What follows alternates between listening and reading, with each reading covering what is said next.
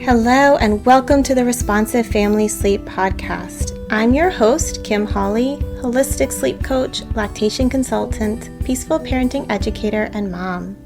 If you've ever felt overwhelmed by all the conflicting sleep info, frustrated with sleep information that just plain felt wrong, or searched desperately for a truly gentle and responsive sleep approach, then you are in the right place.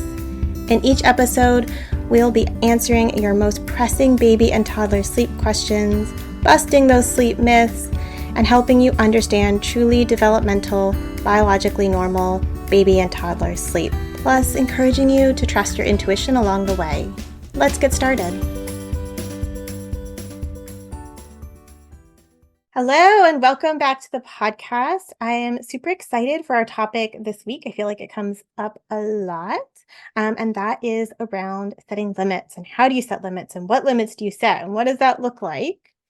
So I have a guest with me today and I'm super excited to have Sarah Rosensweet with us because she's one of the parenting experts that I have followed most significantly over my own parenting journey from when my oldest was a very challenging preschooler through having our youngest and all the years in between. So Sarah, thank you so much for joining me today. I'm so excited to be here with you. Thanks for inviting me. Yeah. So let's start off, maybe share a little bit about your work and then we'll jump into talking about limits. Sure. So I am a peaceful parenting coach. I've been coaching parents for over 10 years now. I love it. I feel like it's like the sort of my life's work to bring this compassion to families. That's what I see it. A lot of it boils down to. I have 3 kids myself, who aren't really kids anymore. My youngest is 17 and she still lives at home. And my middle son is 20 and he moved out a couple months ago. And my oldest son is 23 and he just graduated from college. So I'm at a different place than maybe many of your listeners are. And I'm happy to be here. You get to see the impact, like the long-term impact of like peaceful parenting, It's which is pretty amazing. Like so cool. I just shared in my newsletter last week that we were, first of all, my 20 and 23-year-old sons still like to go on family vacations with us, which is pretty amazing. Yeah. And we just came back from 5 days in the Midwest, which culminated in a big 4th of July family barbecue. And my boys were men, I guess, without anyone asking. They were running around cleaning up and putting away chairs, and all of the great aunts and uncles were like, "Oh my gosh, they're so wonderful." And I was reminded back to what a challenging preschooler my middle son was, and that my husband would always say, he's so difficult. He's so difficult. When he grows up, he's just going to get punched in the face wherever he goes. And that did not turn out to be the case at all. Wherever he goes, people say how wonderful he is, and he's a leader, and he's loving and kind, and as is his older brother. But that there was a little bit more contrast between what they were like as children. I love that because I think so much of the way that we parent in these early years, like you want that immediate gratification, but so much of it is that longer term Yes. view, that when you haven't had big kids yet, Mm-hmm. you don't have that perspective, right? Like, I mean, I see it, my oldest is 11 and I see it I'm like remembering that 4-year-old that I finally broke down, was like, we have to take some sort of parenting course. I don't know what to do with this kid, which there were extenuating circumstances, like so many that I can list out right now that made that time and him harder to parent. But again, it's that long-term view towards like the sweet and kind and empathetic kiddo he is now, and tipping into those tween difficult years, but so much growth and so much change. Well, I really do think, like, with my long view that I have, I really think that it comes down to modeling for them the kind of person we want them to be. Like just a small example. Again, my middle son, he's the one who comes up so much in examples that I give. But I did a lot for my kids when they were little. Like, how you always hear that horrible thing when people say you shouldn't do anything for your child that they can do for themselves. And you get the battles about you have to hang up your own backpack and, silly, like, I'm sure we'll get into stuff like that when we're talking about limit setting. But I did a lot for my kids, like, just out of a sense of nurturing and graciousness. And what I see now is they do a lot for me. Like my middle son, when he was still living at home, he works construction in the summers, and we live someplace it's a bit hard to get to, and I have this favorite takeout place in the city that I love. And I asked him, like, by any chance, are you going to be working anywhere near Tropical Joe's on on your job site? And he said, no, but what do you want? And I was like, oh, I really love their takeout. And he's like, I'll go get it for you. And he it probably took him an hour and a half out of his way of the day to go and get me this jerk chicken that I love. And at first, when he said he would go, I was like, no, that's okay. You're not going to be anywhere near there. He's like, Mom, I'll go and get you the chicken. And I realized, like, this is kind of like the full circle of when you do something for somebody that you don't have to, just because you care about them. And it's that, that modeling kindness and compassion and graciousness. It really does come back when your kids get older.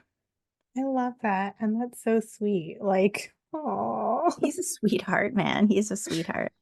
I love that. Yeah.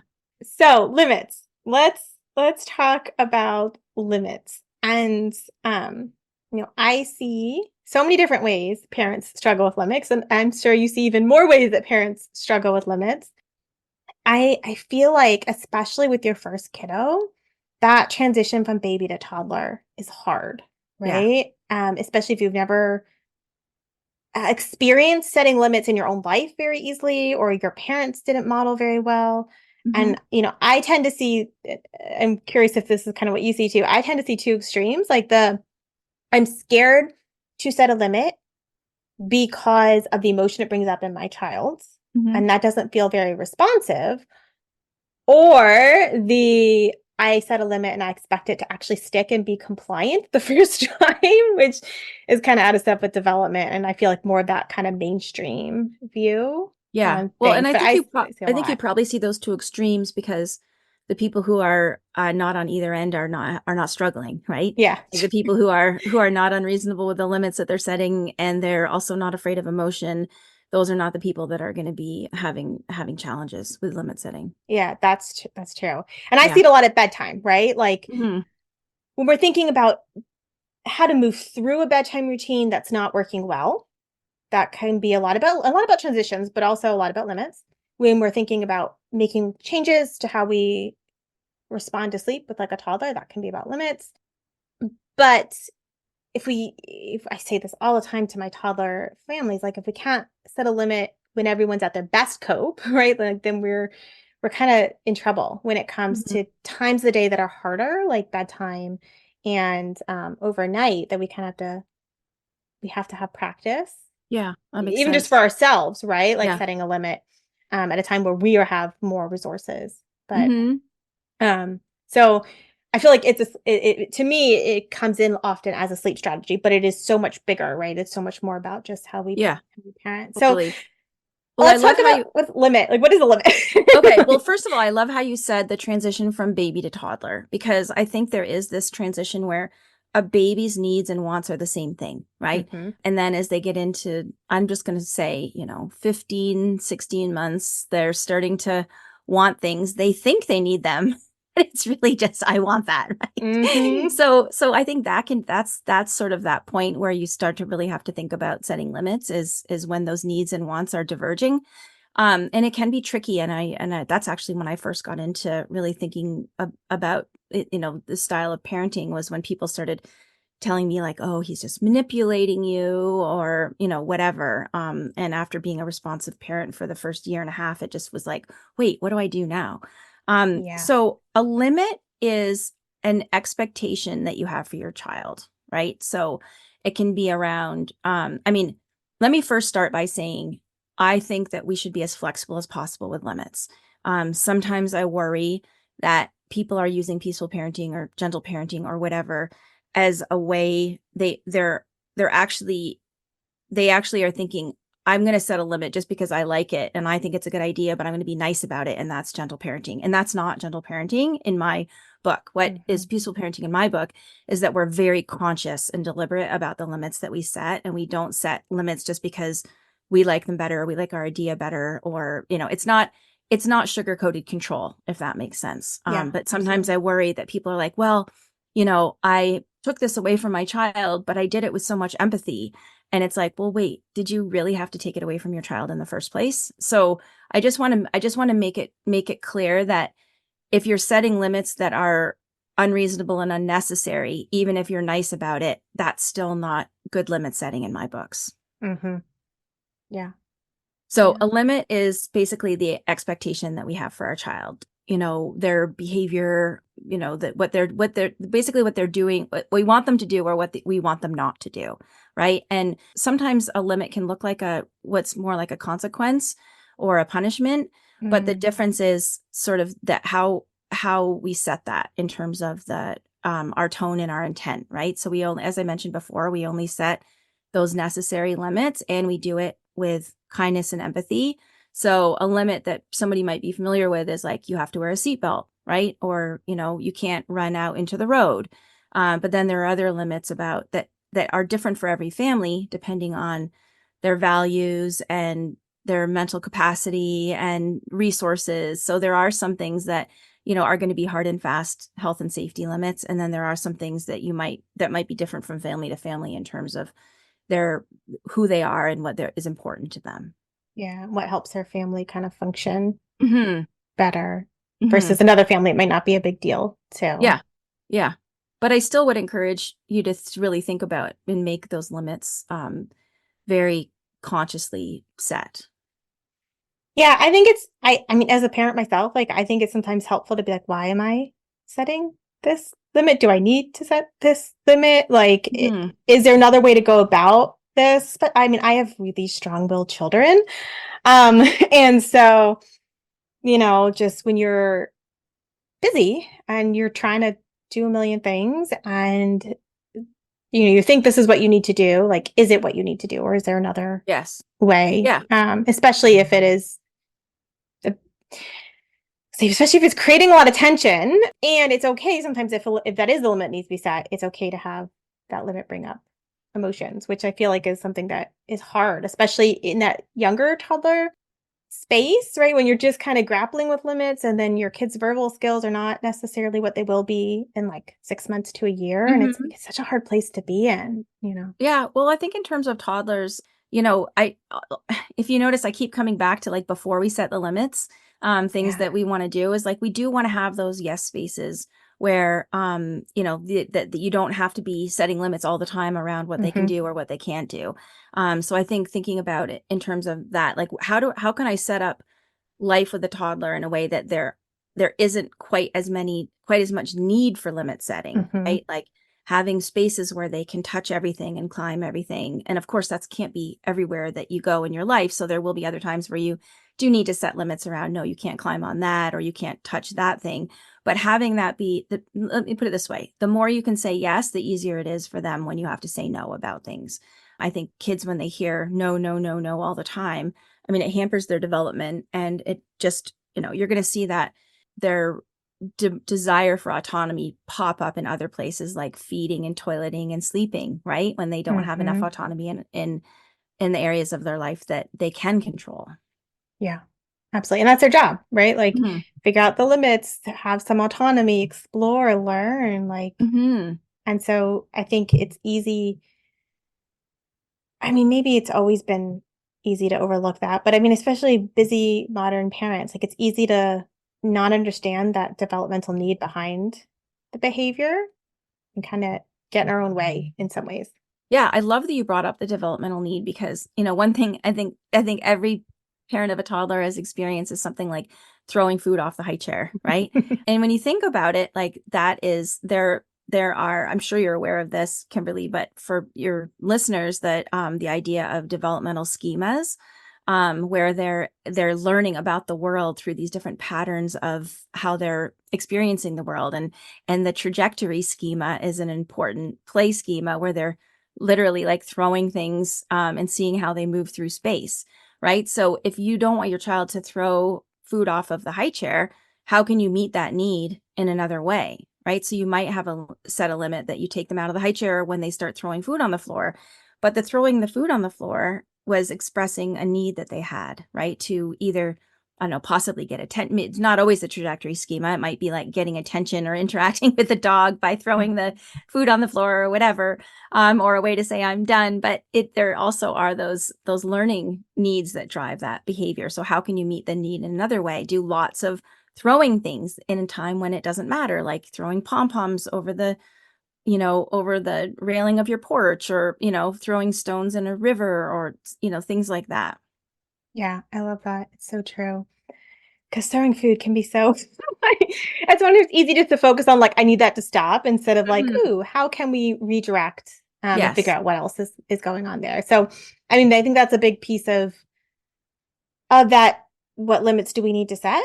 Like, can we do some creative thinking beneath beneath Well, the and the other thing I want to say is that, that you don't, that limits can be set in a way that's, when I said before that the tone and intent of a limit is what differentiates it sometimes from a punishment or a consequence.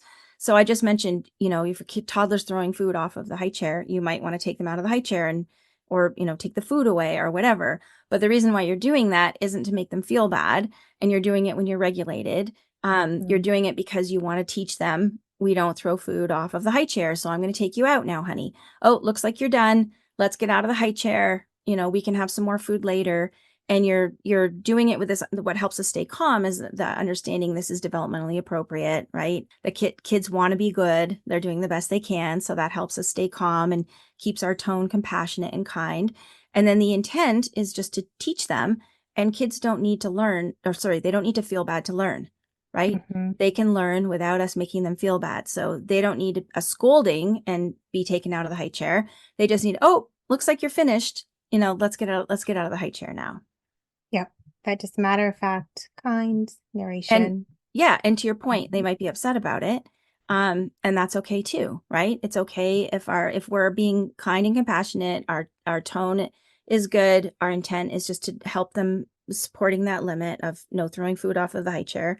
They might still be upset about it, and that's okay. They can cry, and they gives them a chance to process any feelings they've been carrying around with them, or the emotional backpack. I'm not sure if you talk about that with your listeners, but every time a kid has tears, they're processing some of the unprocessed feelings that they're carrying around with them, and they're learning resilience too. Like if you welcome those feelings, like, oh, I know you're so upset that I took you out of the high chair, and they're crying and crying, you're like, yes, I understand, I would be upset too.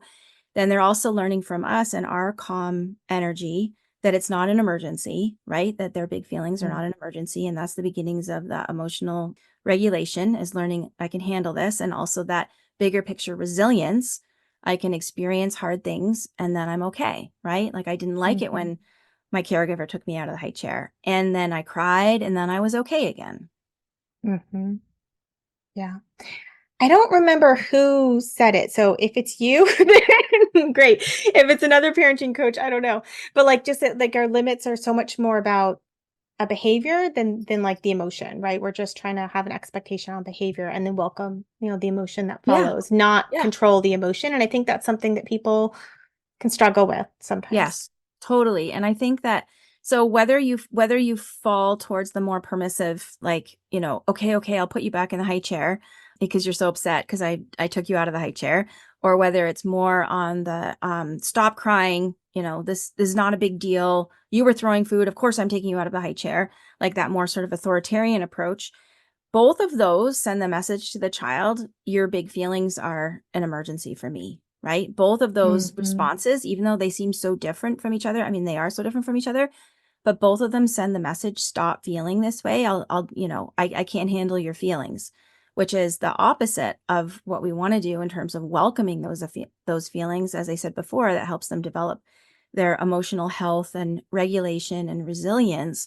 So anytime we do anything to stop our child's feelings, whether it's, being a little bit harsh with them or dismissive even, or whether we give in to what they want, when it has been a thoughtful limit, if we give in to what they want just because we can't handle them being upset, it's going to get in the way of their emotional health development and their resilience. Yeah. So so true, and I feel like that's some of the messy, hard work, especially if you have a more intense kiddo, is, like, which limits are worth, like which limits do we really need so we don't get resentful or have not enough limit, you know, and like, so your family can function like beyond the obvious straightforward health and safety ones. But that kind of emotional load of staying regulated through those outbursts of emotion that can Yeah. happen is some hard work in the Yeah, toddler phase. it totally is. And I think also to your point, it can change too. Like, I think of an example that came up in my Facebook group once about a kid was really upset because the mom, their house, they just cleaned the house and the kid wanted to do glitter in the living room. And the mom said no. And, I think sometimes it might be reasonable to say no to glitter in the living room, and sometimes it might be an inflexible limit that you don't need to set. And it can depend on like, okay, maybe the house has just got cleaned and you're having guests over, or maybe you don't have the mental resources to deal with the glitter. And there are other times where maybe you're like, okay, we can do the glitter in the living room. Or maybe, you say we can't do the glitter in the living room, but we can do it out on the porch or something like that. So I think it does like limits where we set limits can change depending on circumstances and also like our how much bandwidth we have. Yeah, it doesn't have to be this really rigid expression of limits Mm-hmm. every time. Oh my goodness, for my daughter, like during the pandemic, went through like wanted like spit water everywhere. And that was our big thing is like, okay, we're not gonna spit water in the living room, but we can go spit water on the front porch or the Mm-hmm. back deck, right? Here's your water, spit all you want. Like, let's just move it to a better location. Yeah. I don't care if you spit water, like while I sit here and attempt to work or just, laugh with you or whatever it was in that craziness. But we're not gonna spit it all over the floor, hardwood floors. We are gonna, move it to somewhere you can, or in the winter, like go spit in the bathtub. Cool. Here's your water bottle. Like have fun. Yeah, totally. Whatever And that's doing for you. also I think looking under the behavior too, like maybe you are going to set a limit about spitting the water, but then you also think about like, well, why, like what's driving the behavior? And even looking at limit setting, the health and safety, as we've mentioned, but also like, is there another way that I can meet the need so that I don't even have to set the limit? Hmm. Yeah. Yeah. I feel like when it comes to like moving through a routine, right? I feel like limit setting and transitions can kind of intertwine a bit. Like we need to stop playing because we need to go upstairs, right? Mm-hmm. To start getting ready for bed, or now it's time to turn the lights off, or this is our last book. Like those pieces where toddlers tend to push back, stall, like get up to Mm-hmm. other shenanigans that are not leading to smoothly getting ready for bed. Like I feel like that piece of limit setting and transitions can kind of get intertwined. Mm-hmm. I'd love to hear. I mean, I know broadly, I know, but I love to hear kind of you here Yeah, sure. thinking about So how you think about those pieces I and mean, I how you always set think them. about, okay, when we do need to set a limit, it's like we want our child to do X and they want to play, right? Or we want our child to do Y and they want to play. It's always that they're often wanting to resist what we want them to do because they want to keep playing, right? And connecting with us. So I always think, how can we find that win-win solution where they get some of what they want and we get some of what we want, right? So Mm-hmm. when toddlers love, I mean, this gets harder when you get up to like, 7 or 8, they like catch on to you a little bit more, but toddlers love play. And I could get my kids to do anything by invoking one of the themes that they loved. Like my middle son loved monkeys. So when it was time to get ready for bed, okay, the mama monkey is going to pick up the baby monkey. Let's Yeah. go upstairs, baby monkey. Come on. And ooh, ah, and like, making monkey sounds. Let's go into our monkey house and, oh, let's look at do you have monkey germs on your monkey teeth? That kind of thing. Just really using play to help move them through those transitions. Like it is a rare child who will not pick up on the invitation to play.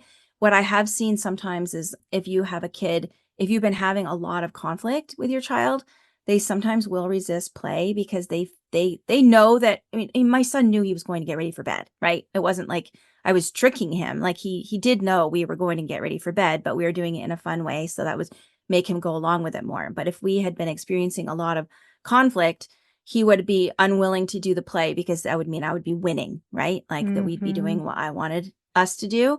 And so if you find that your child is resistant to play, it could be that you have had a lot of, conflict in your relationship, or they feel really bossed around and like they don't have enough autonomy. So I would look at a couple things. If your child is resistant to those win-win solutions through play, one, I would look at increasing connection. And the other, I would look at, how can we give them more autonomy? Like, are there other ways outside of, what I said before, that if you don't give your child enough autonomy, they will resist in the only ways that they can, like sleeping, eating, toileting, right? Yep. Like those are the three things that really the only things they can control.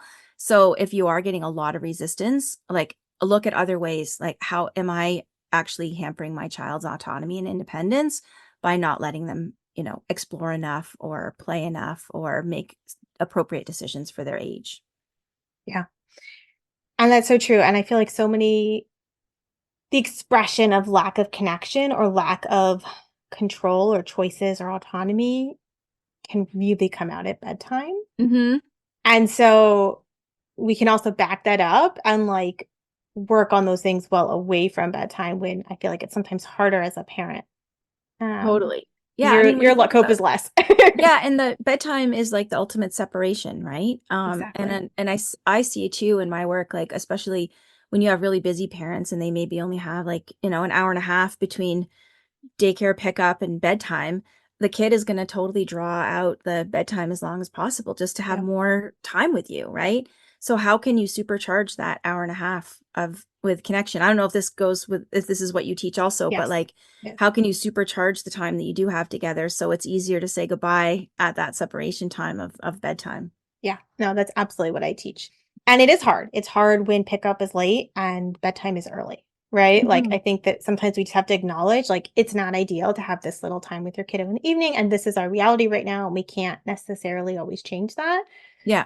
So maximize the time. But if you can change it, like maybe you can actually pick your kiddo up a little earlier. Maybe we can shift their sleep schedule a little bit later if Hmm. that works for them and your family, which it doesn't always, but we Yeah. are so obsessed with early bedtimes that sometimes people don't even realize like that's a thing that they Yeah. could do. Like it No, is my kids actually went to okay. bed late. Like my kids Oh went to yeah. bed late and slept late. Like people would say, like, your kid's still sleeping at 9. I'm like, yeah, but they were up till 10. So Yeah.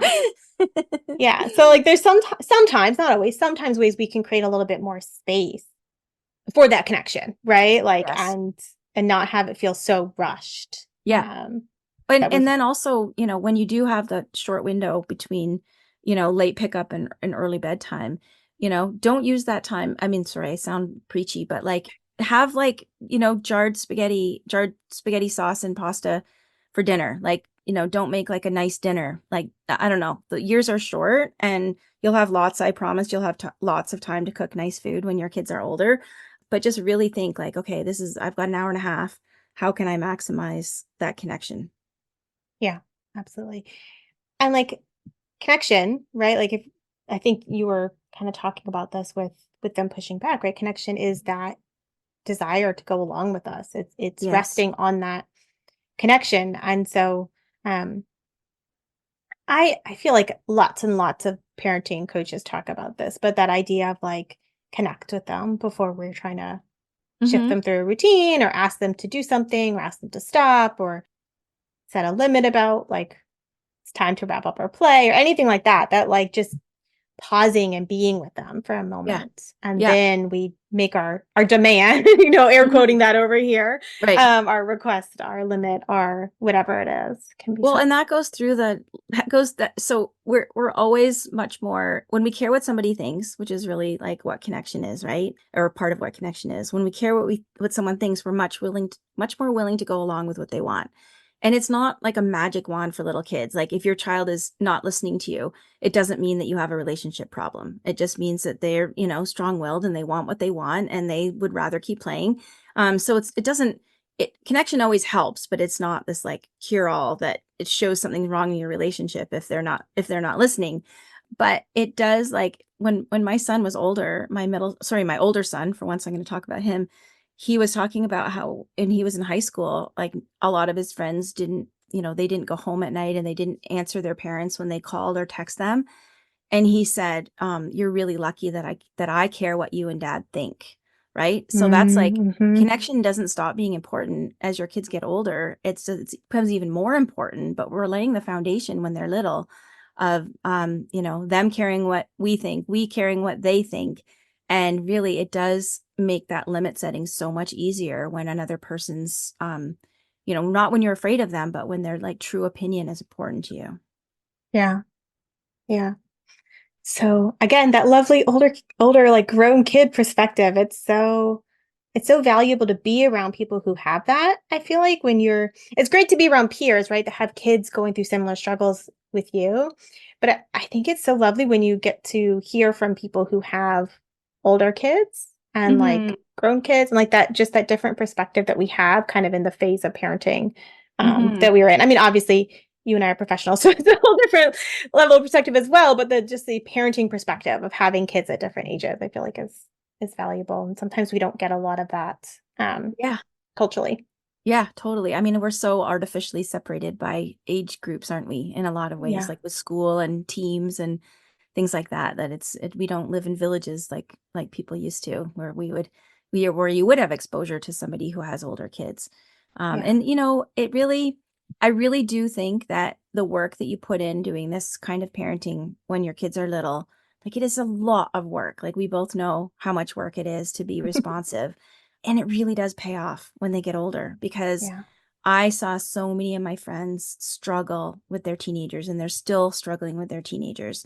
And I, honest to God, it was a breeze. Like, it was, like, of course we had our moments, but my kids were so lovely as teenagers. I love that. Love that.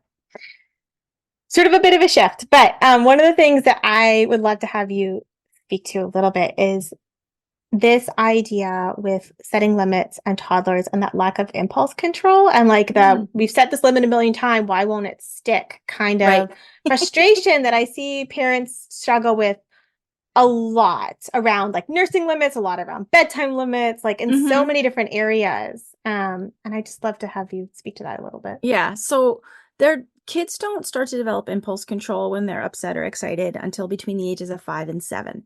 And even longer for neurodivergent or more sensitive kids will it take them to develop impulse control when they're upset or excited. Because when we are overwhelmed by our own feelings, it registers as an emergency to the nervous system, right? Like our own feelings of like excitement or like I can't have that thing that I want, register the same as like a bear jumping out in front of you in the woods, right? It sets off that fight, flight, or freeze reaction. And Mm-hmm. impulse control is when that reaction is set off, but we still have enough of our thinking brain online that we can tell ourselves, oh, don't, you might feel like punching that person who just, cut you off in traffic, but don't do it because you'll get in trouble, or, you'll feel bad about it later or whatever, right? So it's our thinking brain is um, still in charge of those impulses that we're having, right? That's what impulse control is. And until kids have the brain development, it's actually like a hardware thing, brain hardware, not due to like, personality or something that Mm-hmm. kids have impulse control. So we really have to wait for that brain maturity and development to happen, which, as I said, between 5 and 7 or even a little bit older. And until then, we have to be our kids' impulse control, right? So Yeah. we have to do something. Like you can tell a toddler, like, 1,000 times, don't touch the stove knobs, but when they're excited or upset or want attention or whatever, they're not going to be able to remember that rule. That's why we have gates, and why we don't let kids play on a playground right next to a busy road, because we know that you can't trust them to remember, don't, run into the road when your ball goes in there. So we have to be the same sort of physical impulse control when we are setting limits. So I don't know, I can't, maybe you want to give me an example of like where this comes into play, but it's like we can't just use our words. We can't just say, don't do that. We have to actually like physically, distract or move them nicely, or we actually have to be that impulse control. And that I think what I love with you emphasizing kind of how that develops is like that is effective limit setting, is that repetitive. Like so many things in baby and toddler years, I feel like are so repetitive, and that like Yes. I think that can feel like you're doing something wrong because why am I doing this a million times? But it's like, no, you actually are supposed to be doing it a million times. Like Yes. whether that's co-regulating, whether that's setting a limit not to hit the dog, whether that's setting a limit not to, pinch the other breast while you're nursing, your 2-year-old, or I don't know. I for some reason I'm totally blanking on anything that has to do with bedtime limits, which is funny. But Well, whatever these limits are, I mean, you know. I don't know about what you teach exactly, and I hope I'm not going against what you teach about bedtime limits, but toddlers often can't just stay in bed by themselves. Like Yes, they need absolutely. support to stay in bed. No matter how many times you tell them, Yes. don't get out of bed, they're going to miss you and their impulse control is out the window and they're going to get back up out of bed. So they Yep. need support, right? So I Yes. always think of like, conventional parenting will use like yelling or threats or consequences to close the gap between limits and expectations, right? Like for a kid not to hit the dog or, get out of bed or whatever. But in peaceful parenting, I always want to say like what support does your child need to meet your Yes. expectation? Yes. And that might be telling them, like over and over again. I mean, at a certain point, you might as well stop saying, don't hit the dog, because you've already said it a million times and there's no information gap, right? Your child knows they're not supposed to, but they can't help themselves because the dog is just so much fun to interact with. So at that point, you've got to think, okay, I've got to separate the child and the dog, of course, in a nice way, because they're not being a jerk on purpose. But like, what do you need to do as a parent to help your limit expectation be met? Yep. And getting out of bed, that's such a good example. I'm like, can't believe I can't think of any. At bedtime, right? How do we support a kiddo to feel comfortable staying in their bed? Right. And sometimes the answer is they're not ready for it, right? And we have to also be willing to accept sometimes where they're at isn't where we want them to be at on something. And let me tell you, it's a short window. Like it is Yes. like, that's another perspective that I can give you. Like, I know that Kimberly, I don't know if you would recommend this or not, but I used to just sit in the room when my kids were little, Oh yeah. until they felt like I would read a book or listen, actually it was before a podcast. So I would read a book with a little book light. And if they would talk to me, I'd say like, I can't stay in here unless you're still and quiet. And they wanted me to stay while they fell asleep. So they would, go back to being still and quiet. But it felt interminable those years that I was doing that. But now I look back on it and it was like a blink of an eye, right? Like it really, it was the support they needed at the time. It was difficult. Like, yes, I'd rather be out watching TV with my husband or doing the dishes or whatever, but it was the support that they needed to stay in bed and fall asleep. Yeah. We societally want to believe that babies and toddlers can be independent around sleep. And that is simply not actually a developmentally appropriate expectation, right? Yeah. Like, we wouldn't have survived if babies easily slept independently, or toddlers. And there's going to be a lot of variation. They are based on temperament and circumstance, right? And so, like, actually a big part of the way that I work is that, like, we're not really overly focused on independence. I mean, yes, people come to independence goals, but, like, how far a given 2-year-old can go on that journey of falling asleep independently is not something that we can just know, right? Because their capacity is so varied. And when we hit that space where we've kind of supported them as much as they can in this phase to be a little bit more independent, then we need to give the support for every bedtime to be peaceful and regulated and connected, because that's the stuff that makes the relationship with sleep long term. Right. Not whether or not they can fall asleep independently at 2. Like, that's irrelevant in the big picture. It's not what creates healthy relationships with sleep. So I love that. Totally in line with sitting in kids' room. I mean, like, supporting them and then finding that way if it feels terrible as a parent to what can we do to take care of ourselves too? Yeah. And I love that you mentioned temperament, because that's something that I wanted to mention before when I was talking about impulse control, limit setting, is that there are some kids who, like, I get this all the time from parents of kindergarten kids who come to me distraught because the teacher has told them your kid won't sit still at circle time. You really need to work on impulse control. And like, as I said before, you can't really work on impulse control. Like it comes with brain development. But there are some kids who sit perfectly nicely on the carpet at story time and they don't get up and look out the window and they don't start horsing around with their friend, right? They don't poke people. It's not because the sitting nicely kids, I'm air quoting here, the sitting nicely kids, it's not that they have better impulse control than their neighbors. They just don't have the impulses, right? They don't want to get out and look out the window. They don't want to roughhouse with their friends. They want to sit and listen to the story. Like my older son was one of those kids who could sit for hours and be read to. And it wasn't because he had better impulse control than his brother. It was because he just didn't have the impulses, right? He wasn't like a spirited kid. So it's like all kindergarten children have the same level of impulse control. Some kids just don't have the impulses to do the crazy things. I love that. Like I love that shift in way of looking at it, because I feel like I say this a lot. Arguably, temperaments along with health conditions are the two drivers of what kind of sleeper you have. They are the two biggest drivers. And we don't have control over a kiddo's temperament, but we do need to figure out how to work with it, so it's all, we can be in the best place that we can Yeah. be. My biggest regret as a mother, I hope I can talk about this without Yeah. crying, Oh. is I tried to night wean my middle child when he was about 20 months old, because I figured, I did his brother at the same time, and we had like 2 nights of crying where he wanted milk, and I would tell him, we co-slept. Mm-hmm. I would tell him, you can have milk when it's light. And I remember he said, make it light, mama, when he wanted milk in the night.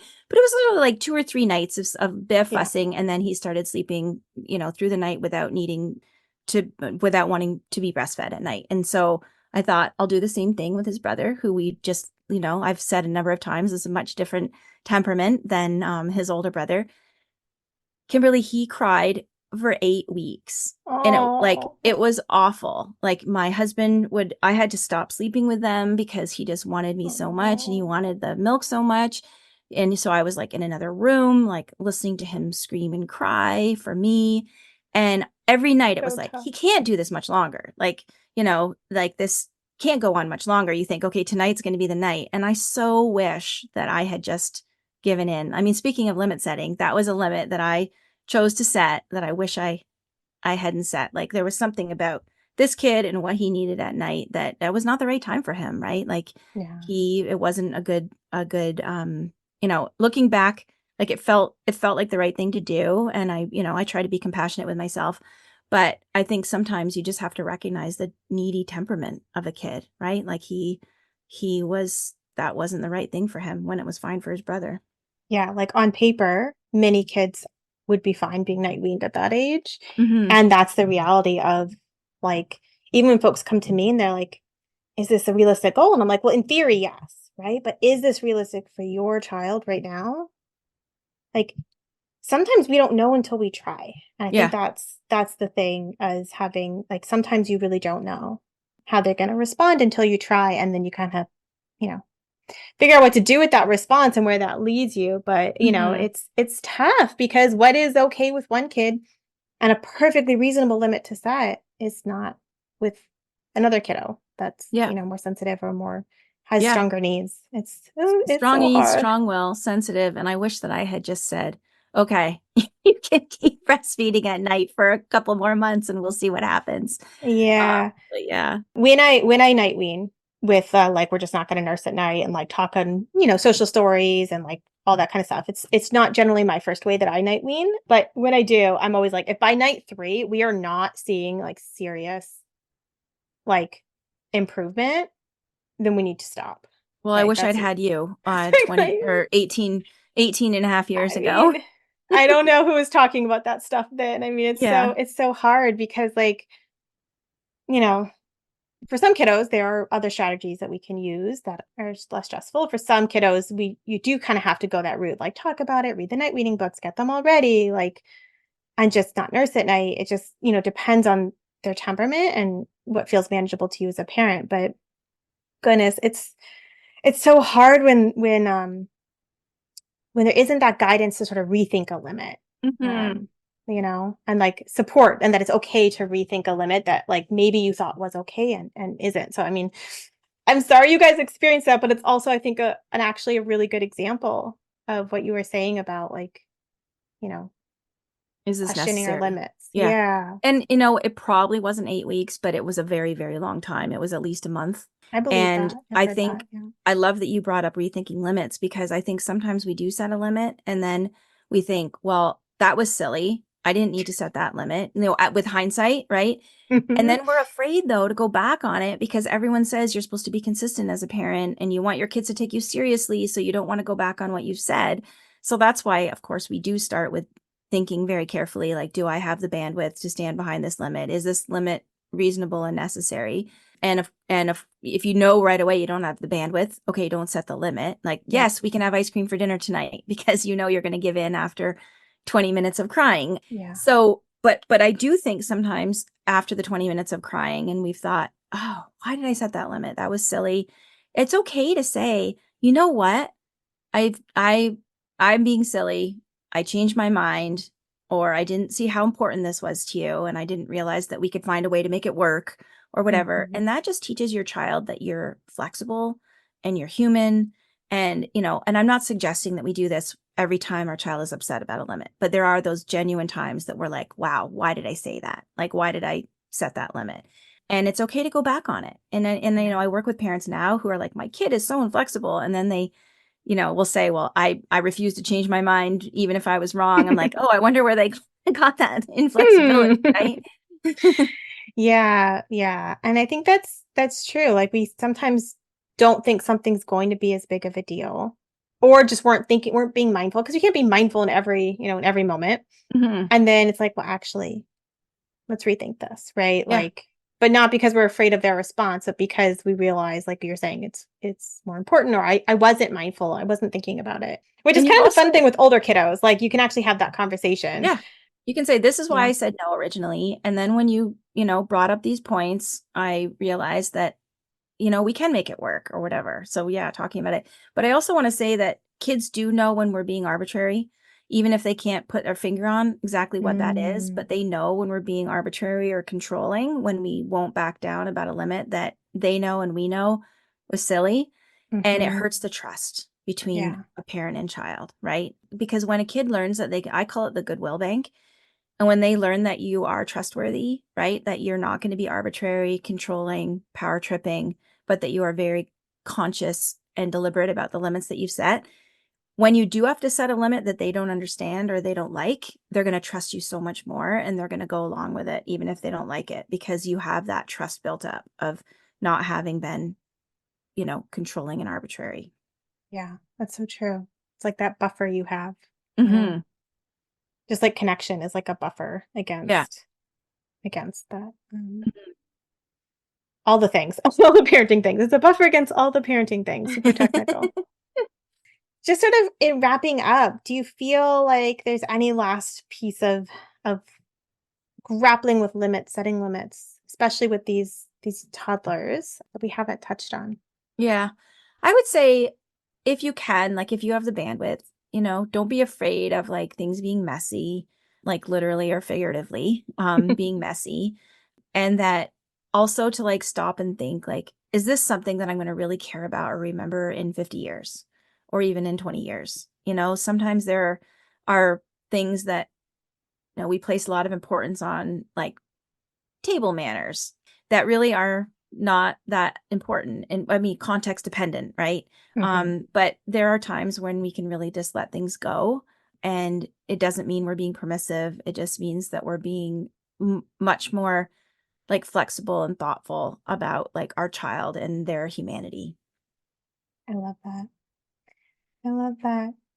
Sarah, why don't you kind of shout out, and I will put this all in the show notes. Why don't you kind of shout out where folks can find you? Because I am often referring from toddlers Sure. to coaches to your Yeah. stuff. So my So, website is reimaginepeacefulparenting.com. There is, if you go to reimaginepeacefulparenting.com/resources, there's a ton of free downloads on that page. I have a, a free course called How to Stop Yelling at Your Kids, which mm, is all about self-regulation, which is our first pillar of peaceful parenting. I have a podcast called the Peaceful Parenting Podcast. On and it's awesome. Instagram, I'm, oh, thanks. I'm at Sarah Rosensweet on Instagram. And I also have a large free Facebook group that's really kind of a special place on the internet in terms of like how how kind we are with each other there. Yes. And that's called Reimagine Peaceful Parenting, I think. Yeah. Anyhow, the links to everything is on my website. Awesome. Thank you so much for chatting with me today. I really appreciate you taking the time. Thanks for having me.